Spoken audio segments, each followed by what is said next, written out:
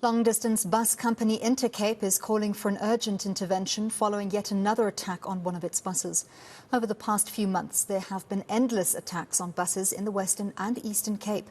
This past weekend, a bus driver was wounded in such an attack. For more on this, I'm joined by Intercape CEO Johann Ferreira. Mr. Ferreira, thank you very much for joining us. First off, how is the driver? Driver is fine. Luckily, it was just a head wound. It wasn't a direct shot at the head, although the gunman aimed the firearm straight to the driver. He was just lightly injured just behind the left ear. He's doing well, thank you. Thank goodness for that. Now, the belief is that these attacks are part of a concerted campaign to disrupt and destabilize the long-distance bus industry. Who do you think is behind it? The competition we know is mostly the taxi industry. Is it as simple as that? It is as simple as that. The police know exactly who's behind this. Every time a bus of one of the taxi operators, now a bus operator, are being implicated in terms of not having the valid permits and the bus being impounded, then there's retaliation against Intercape. So when the police or the traffic department do their job, they pull over an intercity coach, they found that the coach hasn't got valid permits, they impound the coach, then the next day an Intercape coach will be shot at. So it is taxi operators now turned bus operators, because there's certain areas, certain no-go zones, as it's called, in the Eastern Cape, that has left the market wide open for anyone to now operate out of these areas. And they've just bought buses, they put it illegally on the road, they transport the passengers. Passengers are no wiser. We fight that Shoprite, Checkers, CompuTicket are selling these tickets of these rogue operators, helping them. And I've written extensively to the CEO of Shoprite, Checkers, CompuTicket, and told him, that he should look into the matter and vet his clients. I've not heard from him in terms of that request and urgent letters. In August, the Western Cape Premier Alan Winde wrote to President Cyril Ramaphosa about the matter, who in turn referred the matter to the security cluster ministers. What response have you had from them since, if any? I had an extensive meeting with Alan Winde today. He paid a visit to our depot in Cape Town. We sat down together with the Minister of Mobility, Dalen Mitchell, and other associates in the Western Cape government. And I must commend Alan Winde for taking the time and effort to come and see us and convey his condolences, not only to the driver that passed away, Bankikaya, but also to the other staff that are being attacked on a constant basis. The Western Cape is the only province that has been proactive in this whole fight against these terrorists attacking these intercity coaches in South Africa. So we have not heard from either the Competition Commission, we've not heard from the Hawks, we've not heard from the NPA, we have not heard from the police. So in that regard, I have instructed my legal team to take action, immediate action, against Becky Cele, the South African Police Force, and the NPA, and we will hold them accountable for every attack that's been lodged against Intercape. We are coming for Becky Cele. In the same way, we have come for Fikile Mbalula, which has chosen to ignore the pleas that we have written to him in the beginning of the year. He has chosen to ignore the court order, and he is in for a big surprise on the 14th. Watch the press on the 14th of this month. We will be in Makandla, again in front of Judge John Smith. And I am very confident that we will get a judgment in our favor, forcing Fikile Mbalula and the police to work together and to compile a plan that will safeguard the travelling public of South Africa. Mr. Ferreira, just for our viewers who might not be in the know, you're referring there to a court order from the Eastern Cape High Court, where Transport Minister Fikile Mbalula was ordered to protect Intercape, its drivers and its passengers from ongoing attacks. Up until this point, Have you felt that he has come to the party in any shape and form? He's not come to the party in any shape or form. In fact, we now learned over the last 2 days, he's now got a legal team, and I think the legal team has advised him that he should capitulate. In other words, that he should fall in line, that he should actually do his job for a change, get off his seat, because he's been sitting on his hands throughout, I would believe his tenure, because he's never really implemented the Land Transport Act in the way he should. So he's been receiving money every month in terms of his salary, not doing his job, and this is just another example of this. So yeah, so he will, I believe, he will appeal academically against the order, saying that he didn't act unconstitutionally, but he has now capitulated, the way I understand it, and said, no, okay, so I was in the wrong. I will now support the MEC of the Eastern Cape in terms of safeguard Intercape, and I will now work with the police.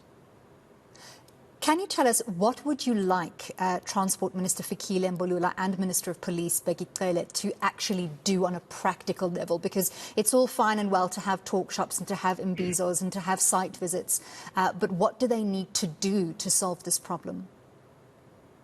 I think first and foremost, if I can start with Fikile should go and read the Land Transportation Act, and I think he should be schooled by his legal team.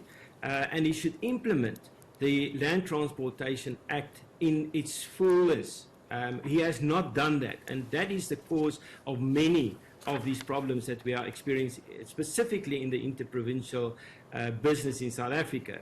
So that's the first thing that he should do. Secondly, he should appoint competent people in the NTPR and as well in the PRIS, the provincial regulatory entities, that understand the law and that can follow the procedures and make sure that we have operators that are dependable and not this mafia type operation, where the type of operation that's been happening in the taxi industry is now spilled over into the bus industry, and the police are no wiser. They just keep on issuing permits to the wrong type of operator.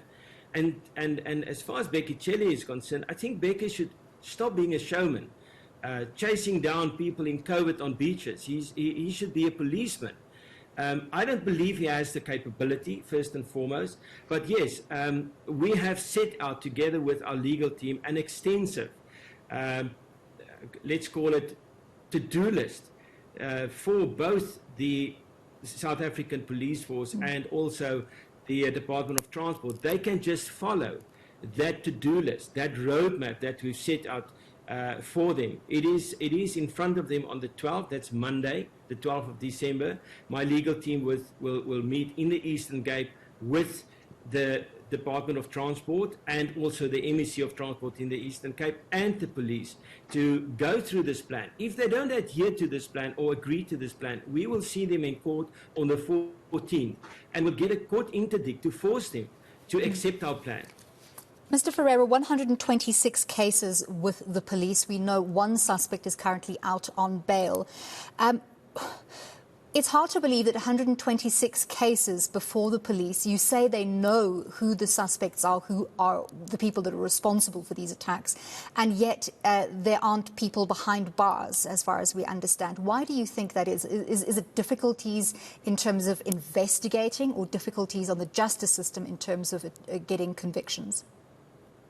No, it's not even at the NPA. So it's not at the conviction stage or at the trial stage. This is purely investigative. So this is right in front of the door of the police, the South African Police Force. They're either complicit or they're incompetent. I believe they both. I think the police, well, not think. I am of the opinion that the police force leaks like a sieve. And I also believe that the criminals have no respect for the police, because they know, one, they can either buy them, or second, they can just kill them off, or thirdly, they're complicit. So, I mean, from my viewpoint, the Eastern Cape is a already failed province, because there is nothing coming out of the Eastern Cape, nothing. Nothing coming out of the Department of Transport, nothing comes out of that province in terms of police. It's all lip service. Yeah, so smoke and mirrors, lip service, that's what's happening in the Eastern Cape. At least in the Western Cape, we have people that is really trying. But, 80%, Alan Winnie tells me today, 80% of their budget goes towards housing and education. So there's nothing left for security. So they're scraping the bottom here, helping out in terms of additional staff and infrastructure. And I guess the same will happen in the Eastern Cape. So the first thing we're going to ask them on Monday, what budget do you have for this additional security that you have to provide? And I can bet you they're going to say to us, we don't have funds. So in the end of the day, if you ask me, the ANC has been in power for too long. Absolute power corrupts, absolutely. And if we see what's happening at the moment with Cyril Ramaphosa, yeah, it is a sad state of affairs. And it unfortunately has spilled over into his cabinet, where you have ministers that do not have a can-do attitude, that is not held accountable. So, I think it's time for change in this country, and I think independence, they should change this Electoral Act, and I think independent people, the public of South Africa needs to take back this country. Mr. Ferreira, one last question before we have to wrap due to time. Intercape's slogan is safe, dependable, affordable, but through no fault of your own, you can no longer deliver on the first two parts of that statement. We're heading into the festive season when hundreds of thousands of South Africans will be reliant on long-distance bus services to reach their destinations, whether those are family members living in remote areas or whether that's holiday destinations. Are you not worried that those commuters will avoid using your buses out of fear and turn to the competition instead, perhaps even these rogue operators who are trying to destabilize the industry? And I chose not to believe that. I chose to believe otherwise. I'm a Christian. I and my family pray every night for the coaches. And if you see how many bullets has been put through the coaches recently, and we've lost one driver. And in the end of the day, I have to choose to believe that God will protect our passengers. We pray before every journey. On every journey, there's a prayer that gets set for that specific journey. And no passenger has been fatally wounded in all these attacks that has happened. So in the meantime, while we as humans sort out our affairs on earth, I really and honestly have to believe that as a Christian, God will protect us, and God will put godly leaders into governmental positions in time to come.